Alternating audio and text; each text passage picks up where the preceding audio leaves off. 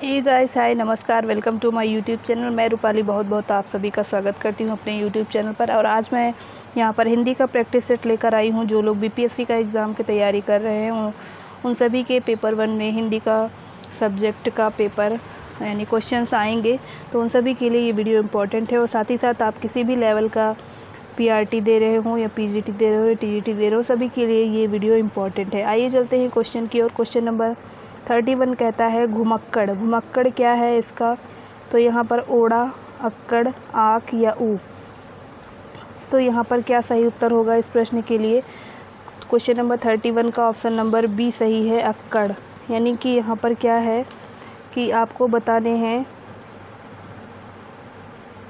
प्रत्यय, तो इसमें प्रत्यय क्या है? अक्कड़। आगे के क्वेश्चन में भी आपको प्रत्यय बताने हैं। डिबिया, डिबिया में कौन सा प्रत्यय है? इया, आ, आद्र या फिर ई, आई या फिर ई। तो यहाँ पर कौन सा प्रत्यय है? 32 का ऑप्शन नंबर 1 इया प्रत्यय है यहाँ पर। अगले क्वेश्चन की ओर चलते हैं। अगला क्वेश्चन है हमारा भिक्षुक। भिक्षुक में कौन सा प्रत्यय है? आ, उ, उक या फिर अक।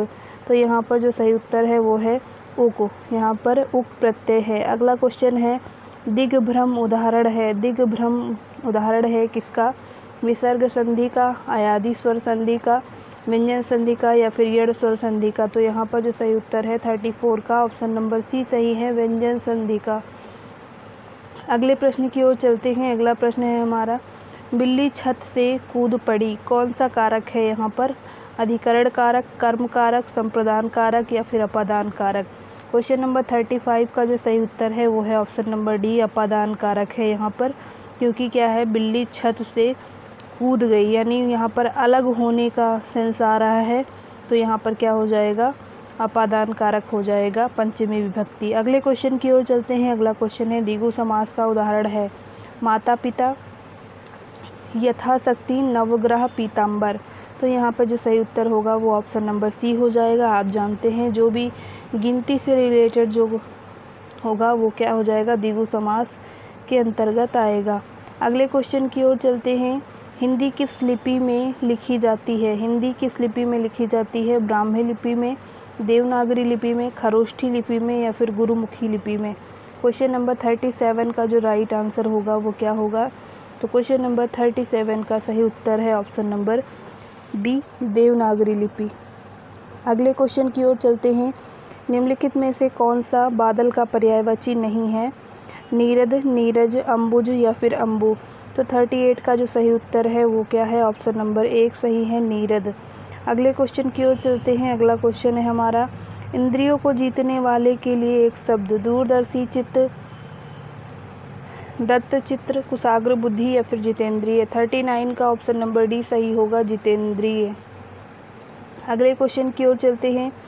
निम्न नीचे लिखे वाक्य में से एक शब्द बताइए जो युद्ध में स्थिर रहता है। यशस्वी, सत्याग्रही, युधिष्ठिर या फिर अश्वारोही, अश्वारोह। तो यहाँ पर जो सही उत्तर हो जाएगा युद्ध में स्थिर यानी युधिष्ठिर। अगले क्वेश्चन की ओर चलते हैं। अगला क्वेश्चन है शैव कहते हैं किसको कहते हैं? जो शक्ति की उपासना करता है, जो शिव की उपासना करता है, जो विष्णु की उपासना करता है या जो किसी की उपासना नहीं करता। तो क्वेश्चन नंबर 41 का जो सही उत्तर है ऑप्शन नंबर बी, जो शिव की उपासना करता है उसे शैव कहते हैं।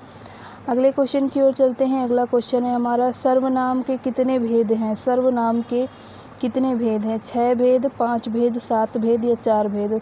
तो क्वेश्चन नंबर 42 का जो सही उत्तर है ऑप्शन नंबर 1 सही है, 6 भेद होते हैं।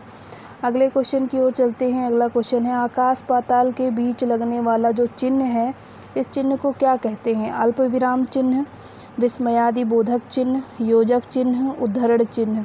क्या बोलेंगे इसे? तो प्रश्न नंबर 43 का जो सही उत्तर होगा ऑप्शन नंबर सी सही होगा, योजक चिन्ह। अगले क्वेश्चन की ओर चलते हैं। अगला क्वेश्चन आहा, आप आ गए वाक्य में आहा शब्द है, संज्ञा है, सर्वनाम है, अव्यय है या फिर विशेषण है? क्या है ये आपको बताना है। तो इस प्रश्न का सही उत्तर हो जाएगा अव्यय।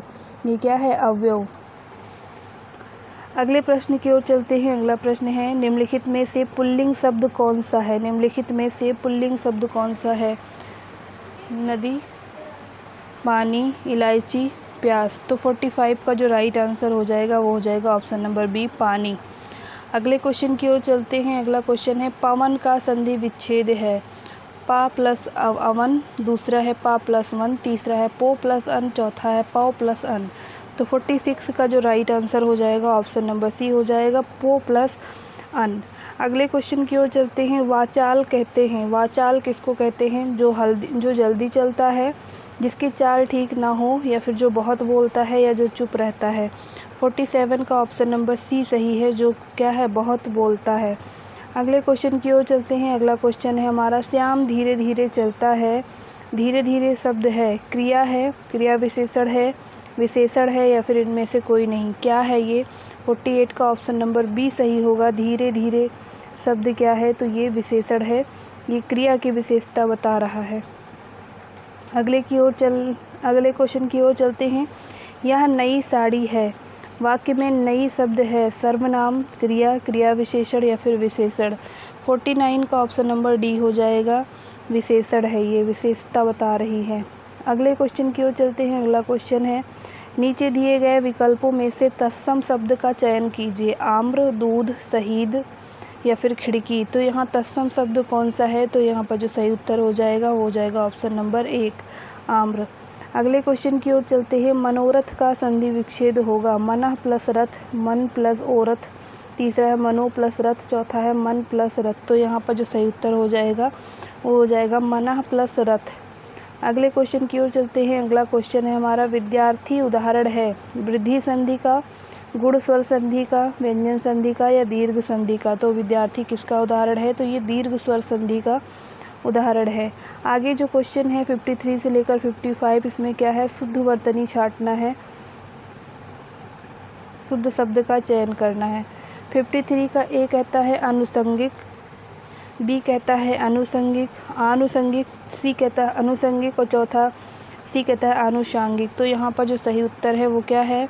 ऑप्शन नंबर ए सही हो जाएगा 53 का, ये क्या है? अनुषंगिक। अगले क्वेश्चन की ओर चलते हैं। अगला है अंताक्षरी, दूसरा है अंत्याक्षरी, तीसरा है अंत अक्षरी, और चौथा है अंताक्षरी। तो यहाँ पर जो सही उत्तर है ऑप्शन नंबर बी सही हो जाएगा, अंत्याक्षरी यहाँ पर क्या है? राइट आंसर है। अगले क्वेश्चन की ओर चलते हैं। अगला क्वेश्चन है हमारा 55, ये कहता है सुषमा, या फिर सुषमा, या फिर सुषमा, या फिर सुषमा। तो यहाँ पर जो सही उत्तर है 55 का ऑप्शन नंबर 1 सही होगा, सुषमा। अगले प्रश्न की ओर चलते हैं। अगला प्रश्न है हमारा, दिए गए विकल्पों में से तद्भव शब्द का चयन कीजिए। बैंक, अमीर, अग्नि और मुँह। 56 का जो सही उत्तर है वो है मुँह, ये क्या है? तो तद्भव शब्द है। अगले क्वेश्चन की ओर चलते हैं। निम्नलिखित में से कौन सा शब्द सूर्य का पर्यायवाची नहीं है? दिनकर, रवि, अंशुमाली, यामिनी। तो यहाँ पर कौन सा सूर्य का पर्यायवाची नहीं है? तो यहाँ पर ऑप्शन नंबर डी होगा, यामिनी सूर्य का पर्यायवाची नहीं है। आगे के जो क्वेश्चन है 58 से लेकर 60, वो क्या है? तो उनमें उपसर्ग दिया हुआ है, उपसर्ग आपको चुनना है। आगे चलते हैं क्वेश्चन की ओर सीधा। तो अगला है क्वेश्चन अपमान। अपमान में कौन सा उपसर्ग है? औ, उप, अति, अप। तो यहाँ जो सही उत्तर है वो है ऑप्शन नंबर डी, अपमान। अगले क्वेश्चन की ओर चलते हैं। दुर्वस्था, दुस, दुर, औ, दु। क्या है यहाँ पर? तो यहाँ जो सही उत्तर है ऑप्शन नंबर बी, दुर। अगले क्वेश्चन की ओर चलते हैं। अगला क्वेश्चन है क्वेश्चन नंबर 60, ये कहता है पराजय में कौन सा उपसर्ग है? परि, प्रा, परा, या फिर आ। तो यहाँ जो सही उत्तर हो जाएगा वो हो जाएगा ऑप्शन नंबर सी। ये था हमारा आज का हिंदी का प्रैक्टिस सेट, जो कि आप सभी के लिए हेल्पफुल रहा होगा। वीडियो कैसी लगी कमेंट बॉक्स में कमेंट करके ज़रूर बताएं, और ऐसी ही वीडियोज़ के लिए आप हमारे चैनल को सब्सक्राइब करना ना भूलें। Thank you for watching. नमस्कार, जय हिंद।